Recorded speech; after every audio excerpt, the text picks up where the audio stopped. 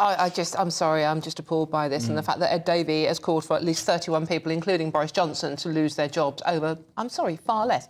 He was in charge. He needed to do something rather than take the Post Office word for it. And you know what, Tom? The government are still using that computer system. It's extraordinary. But the Post Office is still using it even. And the people behind the computer system have got almost a dozen other government contracts. Yes, yeah. Which is... Schools in Northern Ireland being the latest one. Yeah. Well, let's speak now to a victim of this scandal. Vijay Parekh is one of those who was affected by it. Vijay, first of all, can you explain your own personal situation? What were you accused of? They asked for theft and false accounting, but they took theft away and just did false accounting on the accused.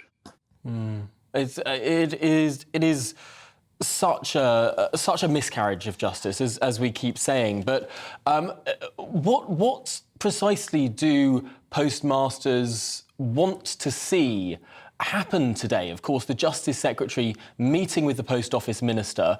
What would be your ideal outcome of that meeting? The Post Office not doing the compensation part of it and giving it to someone else to look at, and exonerating all the postmasters who are in the same situation as me. Vijay, did you... Sorry, go on. Sorry, Vijay, did you actually have to go to court? Were you one of the ones that were prosecuted and had to face a court case? I did have to face a court case and served time on it, inside and outside as well, while waiting. And what, I mean, I can tell you're very emotional talking about now. I really appreciate you talking to us about this. I mean, it's still very raw for you, isn't it? What emotional and indeed physical effect has it had on you and your family? Well, I've lost everything which I looked at for my whole family, the buildings, the whole building, plus my house, the reputation in the area which I've lived for 50 years.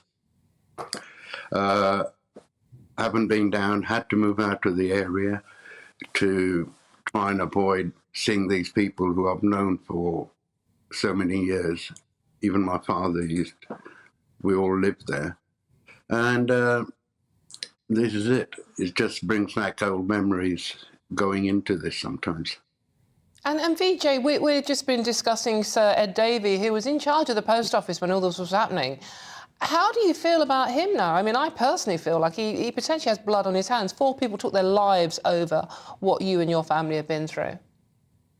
If he would have started this when he was given the first letter by Alan Bates, and when the case was heard, it could have saved those 4 people's lives and other people's as well. Wow. And some people passed away without even getting justice. It's so stark when you put it in those terms. We can talk about all of those points of failure for the past 20 years, but are you shocked that it took a television programme for this to sort of enter the level of prominence that it now rightly has? Yes, it is. It's only the programme that has come out that everyone's now getting together and trying to sort this out. Otherwise, we'd still be in the same position as we were before this started. And what do you think should happen to the people responsible, Vijay? I mean, Ed Davey, you know, he calls upon people to resign from their jobs for far less than he's responsible for. Paula Vanells, who was the CEO of the Post Office at the time this was happening. What do you think should happen to those people? They should resign as well, but Paula Vanells' CBE should be taken away from her, not given the privilege of her handing it back. And that Davey should stand down or stand aside for not doing what he's there to do. I can't believe what you've been through, Vijay. It's just... talking to you actually puts a human voice on it. thank you so much for joining us this afternoon, and good luck with the fight that's still ahead for you. Absolutely, appreciate your time. Thank you very much. Thank you. Goodness me. Because you think about sort of, OK, there's the money, and OK, for those who did prison time, there's that. But the effects in the community, that's something that I perhaps hadn't thought about to the extent that was just explained. Well, as Vijay was explaining there, to have to leave the place you have lived because people were blaming you. People thought that you were conning the local pensioners out there. Pensioners, you were stealing money from your friends and your neighbours.